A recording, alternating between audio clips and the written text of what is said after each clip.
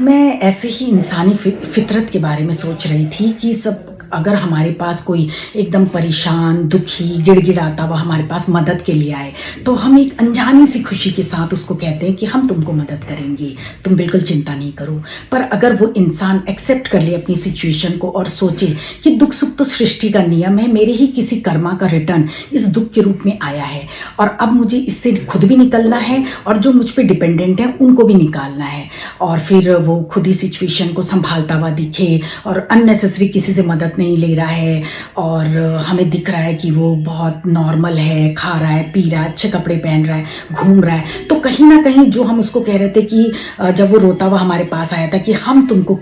खुशियाँ देंगे, हम तुमको मदद करेंगे, तो वही हम कहीं ना कहीं उसको नॉर्मल और खुश देखकर अंदर ही अंदर तकलीफ में आ जाते हैं कि ये हमसे मदद मांगने नहीं आया और इतना नॉर्मली कैसे हैंडल कर रहा है, तो हम उसके बारे में गलत गलत फैलाना स्टार्ट कर देते हैं। तो इसी के बारे में गालिब ने इतना खूबसूरत लिखा है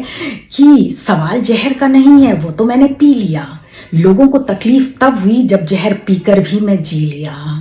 तो जो इंसानी फितरत होती है बहुत ही कॉम्प्लिकेटेड होती है। हम कब किस सिचुएशन में कई बार ऐसी चीजें सोच लेते हैं, बोल लेते हैं, कर लेते हैं कि हमें खुद पर भी विश्वास नहीं होगा। इंसान को समझना बहुत मुश्किल है।